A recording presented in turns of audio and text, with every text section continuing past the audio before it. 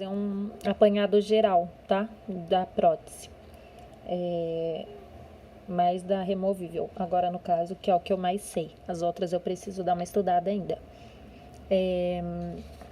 Aqui, por definição, o que é prótese? É reposição de parte do corpo humano por partes artificiais. Em resumo, já na odonto, é reposição de estruturas dentais e tecidos adjacentes, né? Então, essa reposição ela vai poder ser classificada na prótese total, na parcial fixa e na parcial removível, certo? Focando aqui na removível, né, que é o que eu mais sei, outros sinônimos para ela pode ser aparelhos de Roche, aparelhos parciais removíveis, tudo sinonímias. Quais que são as principais indicações, então? Quando que eu devo indicar uma removível? As principais indicações. Quando tiver extremidade livre.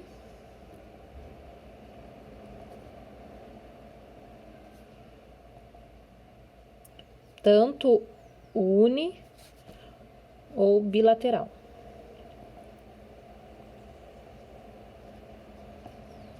Ou bilateral, tanto faz. Quando tiver espaços protéticos extensos ou múltiplos.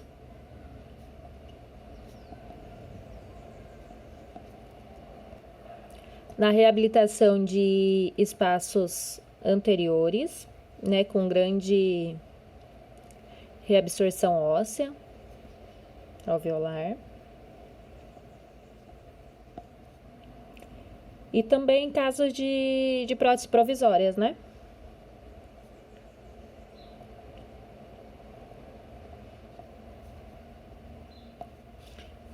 Algumas das indicações, tem muitas outras.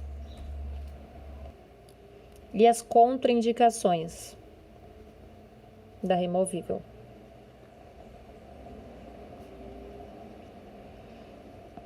A gente não deve ou deve evitar usar quando tem um pequeno efeito, né? Do efeito tampão, a saliva com pequeno efeito tampão. Em caso de xerostomia, quando o paciente ele tem má coordenação motora por conta da higienização, quando ele tem uma baixa resistência à cárie, né, ou a doença periodontal, essas estruturas não têm estabilidade suficiente para receber uma removível.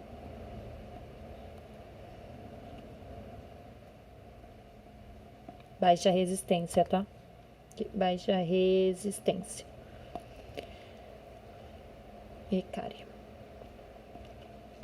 Alguma das contraindicações também. Aí, a gente vai poder classificar as próteses, né, parciais removíveis em dento suportada. Aqui vai ser quando ela tiver seu suporte exclusivamente dentário. Pode classificar também ela em muco suportada. A muco suportada ou é o caso das totais ou é o caso das temporárias, né?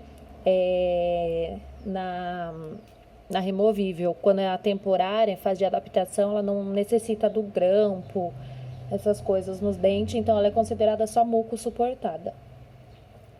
Aí ela pode ser dento, muco suportada, que é quando tem a participação tanto de mucosa quanto dentária, ambos. E aí a gente tem que aprender a classificar os arcos, né? E aí, quando a gente vai classificar o arco, a gente tem os desenhos dos casos, né? Tem algumas regrinhas para classificar os casos clínicos. Pela classificação de Kennedy-Applegate. Então, a principal regra deles fala que a área desdentada posterior, ela sempre vai determinar a classificação. Então, eu sempre tenho que começar analisando a boca do paciente, partindo lá do fundo, aqui dos dentes posteriores, porque é eles que vão determinar essa classificação. Nesse caso, eu venho aqui, eu já vejo que tenho ausência dos molares, né? E também de um pré-aquimolar. Então, nesse caso, ele é um classe 1. O que quer dizer o classe 1? Desdentado bilateral. Os dois lados.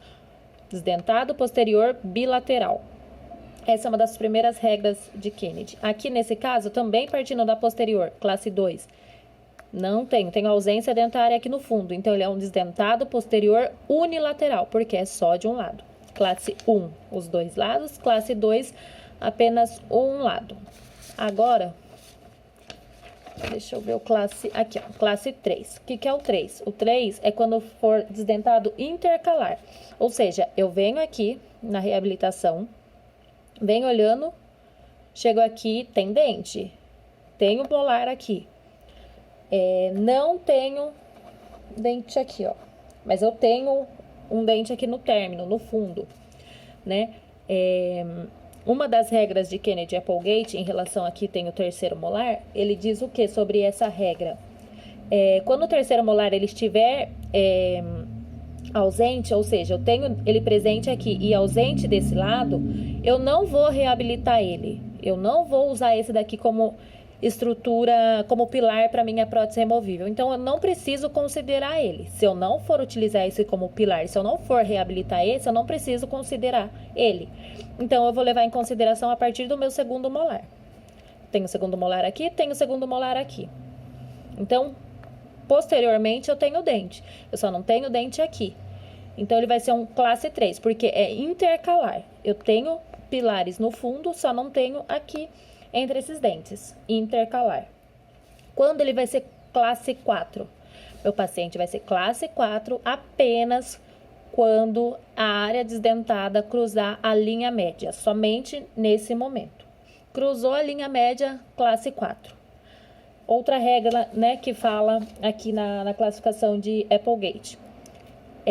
Não importa a extensão, né? Vamos supor que eu tivesse aqui lateral, e os caninos, e os pré, todos os dentes. Só tivesse faltando os dois centrais, ele seria classe 4.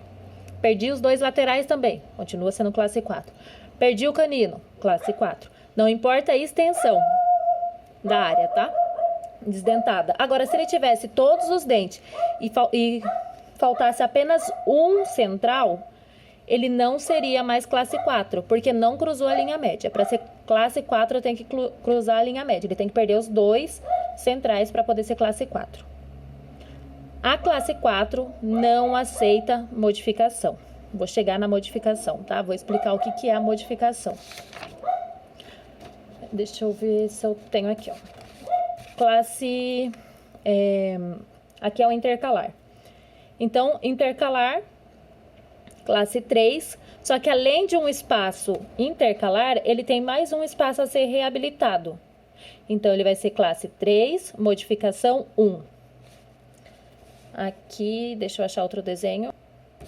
Aqui, classe 3, porque ele tem dentes no fundo, então ele é um intercalar. Tanto faz intercalar aqui. Além do espaço intercalar, ele tem mais 1, 2 ou 3 modificações. Além do espaço, de um espaço desdentado, ele tem mais esses. Então, passa a ser chamado de modificação ou subclasse, tá? Uma das outras regras deles fala que não importa a extensão. Vamos supor, aqui tá faltando de canino até segundo molar. Não importa a extensão. É considerado um espaço a ser reabilitado, embora seja colocado mais dentes aqui. Agora, por exemplo, ele tem um dente aqui. Opa, aí já muda, porque ele vai ter 2 espaços. Deu para entender? Não importa a extensão, vai ser sempre considerado 1. Ele leva em consideração isso, a quantidade de espaços, mas não a extensão do espaço, não importa o tamanho, e sim a quantidade, tá? Então, além do espaço a ser reabilitado, conta quantos outros ele tem. E aí você classifica, deixa eu fazer um desenho aqui. Vamos supor que ele tem segundo molar, não tem primeiro, tem pré, tem canino, tem lateral, não tem central, tem o outro central, tem o outro lateral, tem o canino, tem o pré, tem molar, tem molar. Ele aqui seria o quê? Um intercalar, porque molar com molar aqui no fundo, intercalar.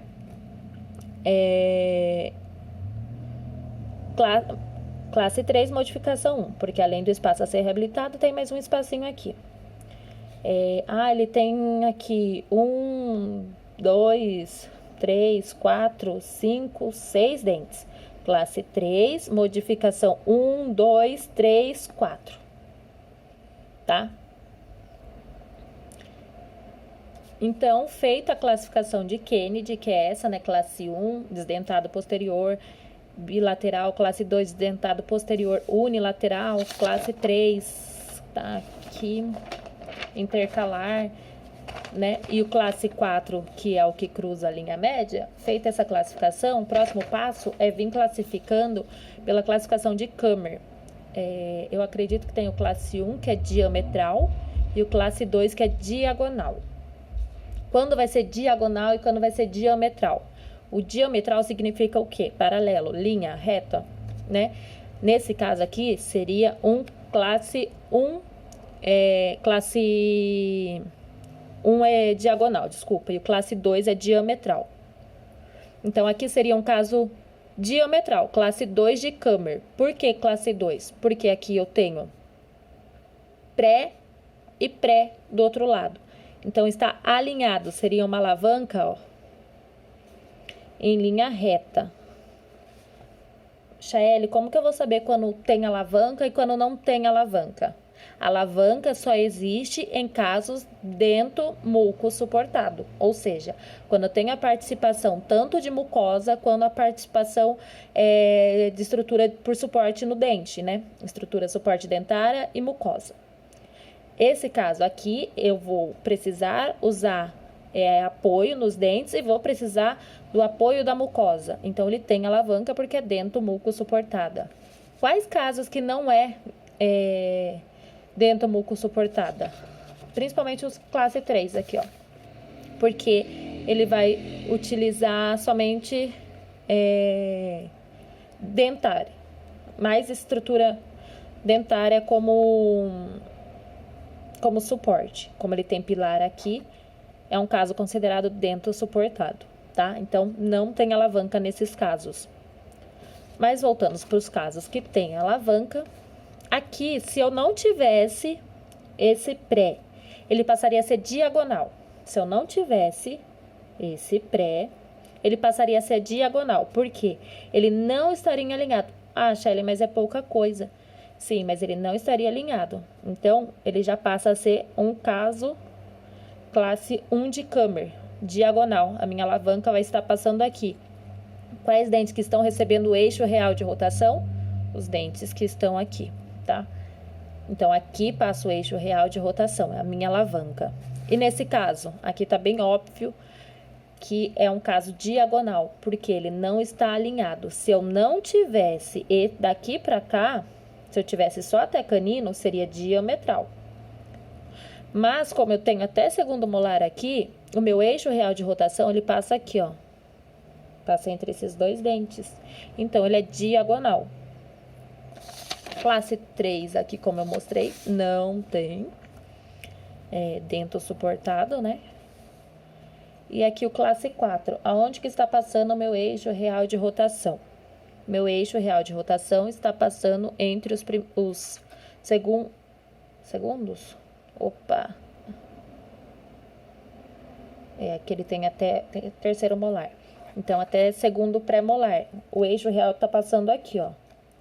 É os dois segundo pré-molar, dos dois lados. Significa que é diametral. Se eu tivesse o segundo molar aqui, segundo pré-molar e primeiro premolar, seria diametral, porque não está alinhado. Para ser diametral, eu tenho que ter os mesmos dentes do mesmo lado, né? Igual, se eu tenho o segundo aqui, eu tenho que ter o segundo aqui para ser diametral. Se eu tenho o canino aqui, eu tenho que ter canino aqui. Desalinhou o dente, tem o primeiro molar aqui, tem o segundo molar aqui, já é diametral, tá? Essa é a classificação de Kummer.